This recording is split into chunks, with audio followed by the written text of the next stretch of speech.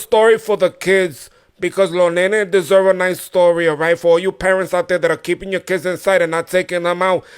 All right. The story that we're going to read today is the story of the three bears by Robert Southey.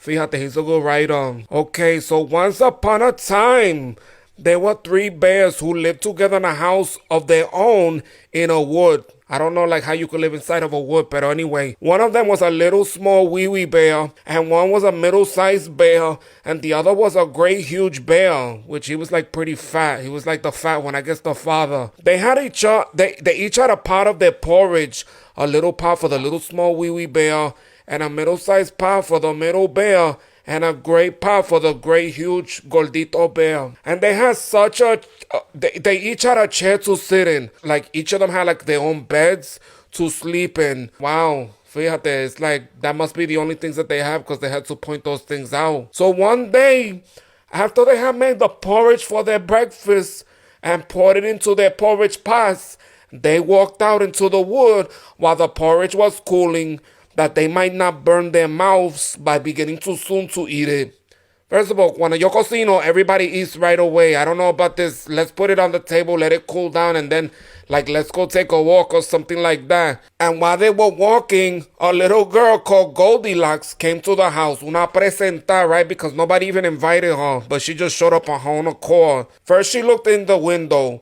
And then she peeped in the keyhole and seeing that nobody in the house, she turned the handle to the door. Ave Maria, how you gonna go into to open somebody's door? You don't even live there. That's like mad disrespectful. So the door was not fastened because the bears were good bears who did nobody any harm and never suspected that anybody would harm them.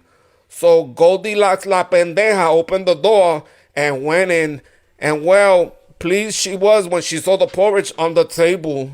I mean, Ave Maria. First she's gonna break in, and then she's just gonna go ahead and like freaking, eat their food. I mean, come on. You need to like, hello, like what's wrong with you? So she was in their bed, but the porridge looking tempting, and she said about helping herself. So first she tasted the porridge for the great huge bear, and that was too hot for her. And then she went and tasted the porridge for the middle bear, and that was too cold for her.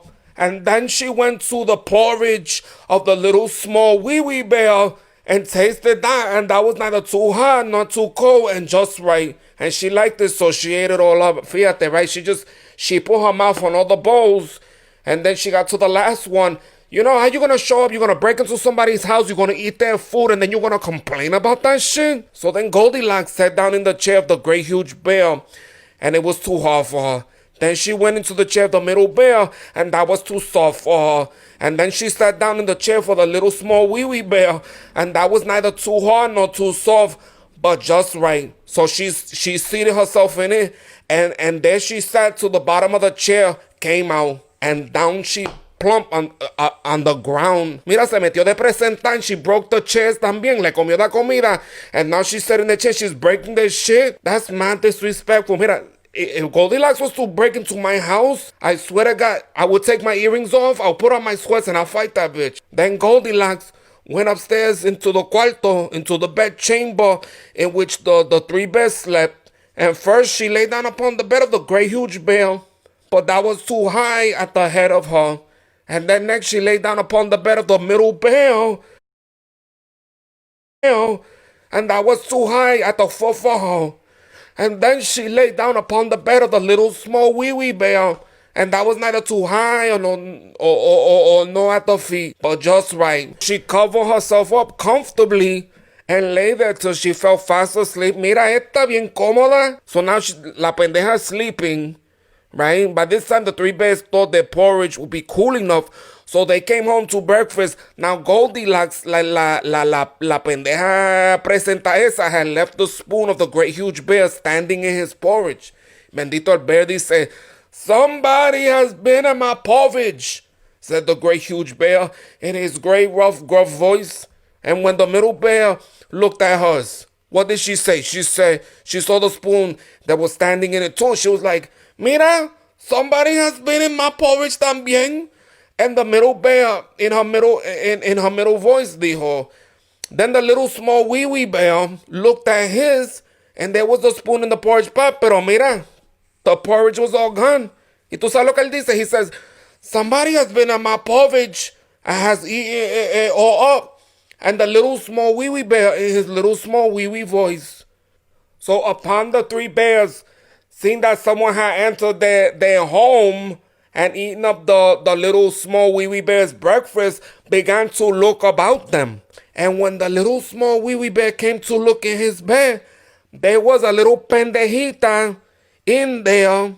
And then he was like, somebody's been lying in my bed, and here she is. But when she heard the little small wee wee voice of the little small wee wee bear, it was so sharp and so shrill that it had awakened her once.